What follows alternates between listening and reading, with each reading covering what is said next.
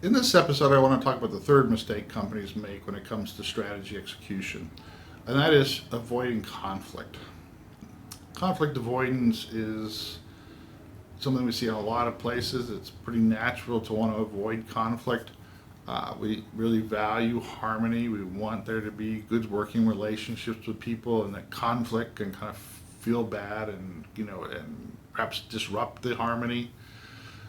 But if you're avoiding conflict for the sake of harmony, you end up with kind of a false harmony, if you will, because what's really going on is you've avoided this conflict, and this conflict hasn't gone away, so it's just been kind of put into the background, and eventually it's going to reemerge when the organization tries to do something to make decisions. And if this conflict hasn't gone away, then you end up in a situation where the organization is just going to face this conflict over and over and over again. So, you have to really prioritize clarity over harmony. And that means working through conflict in a way that gets people on the same page. And this is an important part of the alignment process. If you have conflict that's in there, you don't have alignment. This can be very difficult. It's something people want to avoid. What I have found is that, people often assume conflict or disagreement is somehow personal, or they don't like me, and in some cases there are the situations where it's a power play, but often what's going on is there might be three reasons we're disagreeing. One, we don't agree on the end goal.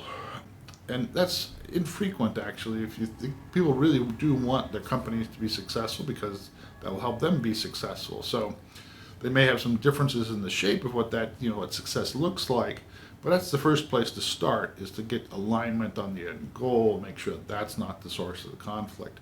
The second place that's more common, and this is the one I find to be the most common place of conflict, is that we have a different perspective on how to get to that end goal. And that's because we have this different perspective, because we have different assumptions about how the organizations can react, how the world works, how customers will react.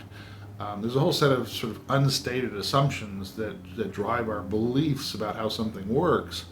And I have one set of assumptions and one set of beliefs, and you may have a different set of assumptions and a different set of beliefs, and that could lead us to believing that, I might believe that this is the right way to do it, and you might believe that that's the right way to do it, and this and that aren't compatible with each other.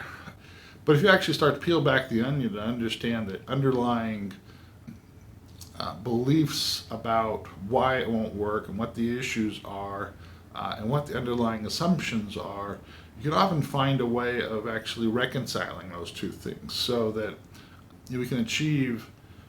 Perhaps if the conflict was one of safety, maybe there's a way to do the way we were describing of doing it, but adding in an element or a set of ways to mitigate any safety risks. Understanding the two sides, understanding the risks that are perceived and how you close those risks off and through mitigation methods, can help get more alignment and help conflict get resolved inside the organization. And then ultimately, the third way can actually be the issue is where it's a power play, or it's somebody who's a bad actor in the organization. In that case, the only way to deal with it is to actually remove that person from the organization, even if they're a high performer. If people are acting, in a way that's against the interests of the company, you don't really have much choice. To the extent that you still can't get conflict to be resolved in that, it's important for whoever's leading the organization to make a decision and ask the team to commit to living with that decision. Again, even if it means someone leaving, it's more important to get their commitment and buy-in, that you understand they may disagree, but here's the decision, and you're asking for their commitment to get behind it and get on board and get on with it. And that is a very important way of actually resolving conflict in the end, to the extent you have conflicts that are fundamental that can't be resolved in any other way. I hope this podcast has been useful and helpful to you in your work. My name is Alex Nesbitt. I'll see you on the next podcast.